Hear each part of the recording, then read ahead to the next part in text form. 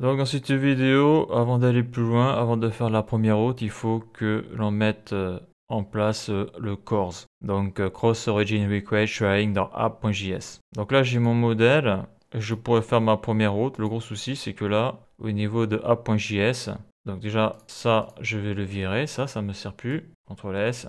Il va falloir que je mette en place là, je vais le mettre ici, gérer les problèmes de CORS. Donc ça on va l'avoir à gérer lorsque on a le front-end qui est sur un serveur et le back-end qui est sur un autre serveur. Donc sur le navigateur il y a des sécurités pour éviter que un pirate intercepte, je sais pas moi, le flux du serveur. Par exemple, si on a le front-end et le back-end sur le même serveur, théoriquement il n'y a pas de problème. Mais s'il est sur le serveur, on peut penser à une tentative de piratage, ce genre de choses. Donc pour éviter ça, il y a le CORS. Et c'est vrai que le CORS, s'il n'est pas configuré suivant où sont placés le front-end et le back-end, et bien ça peut créer une erreur CORS dans le navigateur. Et ça, j'ai déjà eu plusieurs fois. C'est vrai que quand ça arrive, on ne comprend pas pourquoi on a ça et d'où ça vient et qu'est-ce que c'est. Donc pour voir ce que c'est le CORS, il faut aller sur le MDN. Donc sur le MDN, donc Cross Origin Resource Sharing CORS. Donc on est sur HTTP. Donc le Cross Origin Resource Sharing CORS ou partage des ressources entre origines multiples, en français moins usité, est un mécanisme qui consiste à ajouter des entêtes HTTP afin de permettre à un agent utilisateur d'accéder à des ressources d'un serveur situé sur une autre origine que le site courant. Un agent utilisateur réalise une requête HTTP multi-origine, donc multi-origine en anglais c'est cross-origine, lorsqu'il demande une ressource provenant d'un domaine, d'un protocole ou d'un port différent de ceux utilisés pour la page courante. Prenons un exemple de requête multi-origine. Une page HTML est servie depuis donc le domaine -a, contient un élément image, ciblant donc un domaine -b. Donc l'image est hébergée sur un autre serveur, enfin, sur un autre domaine. Aujourd'hui, de nombreuses pages web chargent leurs ressources, feuilles CSS, images, scripts, à partir de domaines séparés, par exemple des CDN, Content Delivery Network en anglais, ou réseau de diffusion de contenu. Voilà, donc pour des raisons de sécurité, les requêtes HTTP multi-origine émises depuis les scripts sont restreintes. Ainsi, XML HTTP Request et l'API Fetch respectent la règle d'origine unique. Cela signifie qu'une application web qui utilise ces API peut uniquement émettre des requêtes vers la même origine que celle à partir de laquelle l'application a été chargée, sauf si des entêtes CORS sont utilisées. Donc d'office, il faut que le front-end et le back-end soient hébergés sur le même serveur, et donc si tu veux utiliser deux serveurs différents, il va falloir configurer le CORS. Donc moi, mon back-end il est sur mon PC en local, et mon front-end, quand je le ferai, il sera aussi en local. Mais si je le mets en ligne sur deux serveurs différents, pour X raisons, il y aura un gros problème. Donc c'est pour ça qu'on va voir comment on configure le CORS pour accepter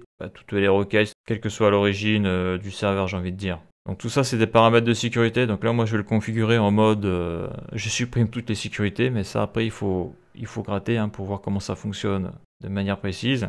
Donc là on a un petit schéma. Donc là on voit que quand tout est sur le même serveur, ça se passe bien. Par contre on voit que là si on utilise des ressources qui sont en serveurs différents, le navigateur refuse. Et pour pouvoir accepter des ressources qui viennent d'un autre serveur, donc comme j'ai dit, c'est des sécurités pour éviter le piratage, ce genre de choses, il va falloir configurer le Cross Origin Request qui s'affiche dans le navigateur sous le terme de CORS. Donc le CORS permet de prendre en charge des requêtes multi-origines sécurisées et des transferts de données entre des navigateurs et des serveurs web. Les navigateurs récents utilisent le CORS dans une API contenant comme XML HTTP Request ou Fetch pour aider à réduire les risques de requêtes HTTP multi-origines. Donc à qui est destiné cet article? Donc tous ceux qui veulent faire une web API, c'est important. Quelle requête utilise le CORS? Alors Fetch, on l'a déjà vu dans d'autres vidéos. Aperçu fonctionnel.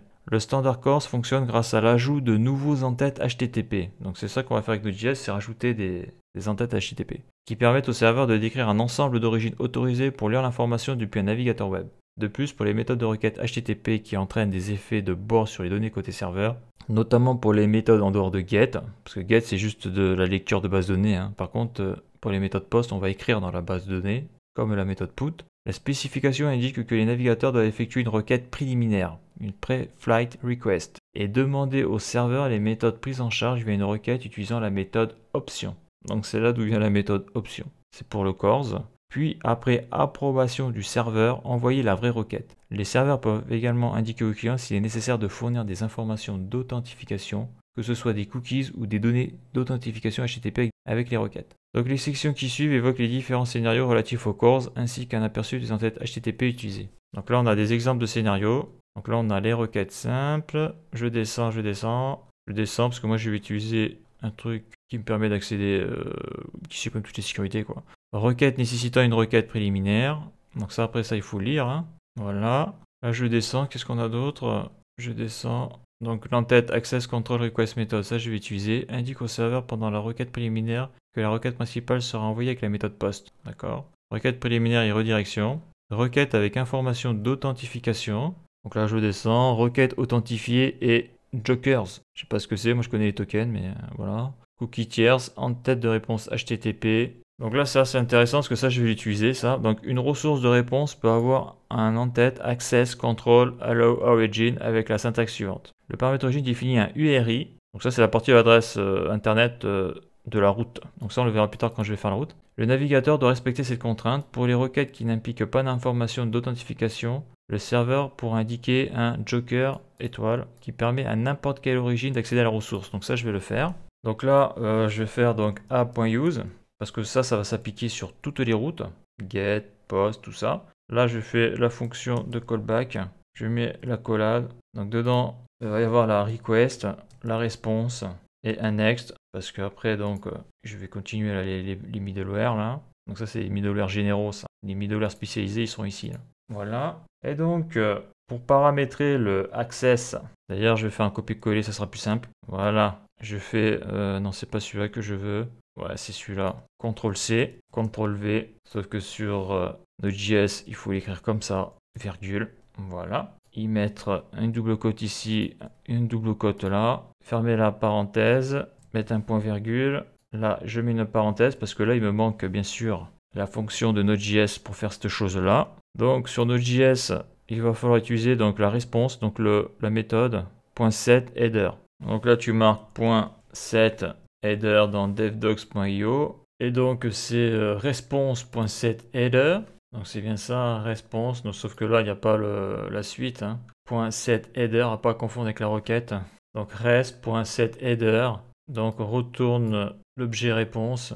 Donc dedans il faut mettre un name, une value. Donc ça si je le traduis, ça définit une valeur d'entête unique pour les entêtes implicites. Si cette entête existe déjà dans les entêtes à envoyer, sa valeur sera remplacée. Utilisez ici un tableau de chaîne pour envoyer plusieurs entêtes avec le même nom. Les valeurs non chaînées seront stockées sans modification. Par conséquent, response.getHeader peut renvoyer des valeurs non chaînées. Ouais, ils traduisent non chaînées, donc non string, quoi. Une chaîne de caractères, quoi. Donc non string, ce n'est pas une chaîne de caractères. Cependant, les valeurs qui ne sont pas des strings seront converties en string pour la transmission réseau. Je ne sais pas pourquoi ils convertissent le terme string là, dans ce cas-là, ça sert à rien. Car c'est un terme technique anglais. Le même objet de réponse est renvoyé à l'appelant pour activer le chaînage des appels. Ok. Donc si je vais sur Node.js, donc ça va être dans HTTP les réponses. Et donc ça va être dans les responses. Donc ça c'est les requests, les requêtes, les events. Response, et on avait dit que c'était response set header. Voilà, donc ça a l'air d'être à peu près la même chose. Donc on voit que la documentation de JS elle est énorme. Je voulais monter un petit truc là. Donc avec Doc.js, des fois on a du mal à trouver ce que l'on cherche, parce que là on le voit là, il y a beaucoup de... Donc là il y a les chapitres là, mais il n'y a pas de moteur de recherche. Donc quand tu cherches un truc que tu ne trouves pas, tu cliques sur vue sur une simple page. Donc ça va tout afficher, toute la documentation Node.js va être affichée que sur une seule page, donc là c'est monstrueux, hein. Ça va être énorme. Donc là ça charge. Et ce que je vais montrer là, c'est par exemple si je veux l'imprimer, donc je ne vais pas l'imprimer, hein, mais si je veux en faire un PDF, eh bien on peut voir qu'il y a 908 pages. Donc rien que pour étudier toute la documentation Node.js, tu as plus de 900 pages en PDF à te taper. Donc là, je vais arrêter de la création de l'aperçu là parce que ça va être trop long. Donc on voit qu'avant de maîtriser Node.js, il y a du taf. Hein. Et donc quand tu es sur View on Single Page, une fois qu'elle est chargée, la page, tu tapes sur CTRL F au clavier. Donc là, j'ai cette fenêtre de recherche qui s'affiche. Et donc là, je vais écrire .setHeader. Et là, on voit que la méthode .setHeader a été utilisée 51 fois dans la documentation Node.js. Donc là, je clique ici pour passer à la deuxième itération, quoi, en tout cas le deuxième qu'il a trouvé. Et là, on voit que là, je l'ai trouvé là, le response.setHeader. Je clique dessus et voilà. Bien sûr, le mot que je cherche, il est surligné en jaune. Donc c'est très intéressant. Donc c'est pratique là dans ce cas-là. d'utiliser le moteur de recherche, en tout cas le champ de recherche avec CTRL F du navigateur. Donc ça marche aussi pour Firefox, il me semble. Donc voilà pour ça. Donc au niveau du code, qu'est-ce qu'il faut faire? Donc il faut faire res.setHider. Donc ça c'est le premier. Donc là dans l'entête j'ai mis access control à la origin, donc tout le monde peut se connecter. Quand je dis tout le monde, donc n'importe quelle requête qui vient d'un autre serveur peut venir sur ce serveur là, c'est ça que je veux dire. Donc là je vais en refaire un autre.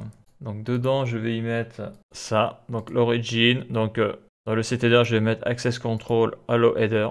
Donc l'origin, le x requête with, le content, l'accept, content type, autorisation. Donc là après c'est pareil tout ça là, pour voir sur l'MDN. Donc moi j'ai pris ça sur un exemple de backend qui permet justement de ne pas être embêté par le CORS. Surtout si le front et le back sont hébergés sur des serveurs différents. Donc ça par contre ça se configure parce que là par exemple j'autorise l'utilisation de toutes les méthodes sur mon backend. Mais si je veux, je peux à la limite laisser que la méthode get et toutes les autres seront refusées quoi. Seront refusées pour des gens qui se connectent d'un serveur étranger. C'est ça que je veux dire. Car de ce que l'on a lu sur le MDN, si les deux sont logés sur le même serveur, il n'y a pas d'embrouille, il n'y a pas de souci. Ça, c'est que quand un front est hébergé sur un autre hébergeur. Donc ce qui va être le cas si on fait une web API, parce que sur une web API, peut-être que si j'ouvre la web API, d'autres vont pouvoir se connecter d'un autre serveur. Donc c'est surtout pour ça. Voilà, et après je fais Next pour passer à la prochaine, au prochain middleware, mais ça on le verra dans la prochaine vidéo. Là si je fais un CTRL S, ça marche toujours. Mais bon, là, j'ai été obligé de passer par le CORS, parce que les problèmes de CORS, c'est très important. Donc après, le CORS, ça a un rapport avec la sécurité, donc après, il faut aller se renseigner, il faut aller gratter pour savoir exactement ce qu'il faut mettre pour avoir une web API sécurisée au niveau du CORS. Parce que là, ça a l'air d'être un gros morceau aussi. Donc là, je le mets juste pour information, car moi, je débute, donc je suis en auto-formation. Et là, en gros, avec ce CORS-là, je fais en sorte que n'importe qui de l'extérieur, d'un autre serveur, puisse se connecter à ma web API. Il n'y aura pas de rejet à cause du problème de CORS. L'idée c'est ça. Et donc la suite pour notre première route, ça sera dans la prochaine vidéo.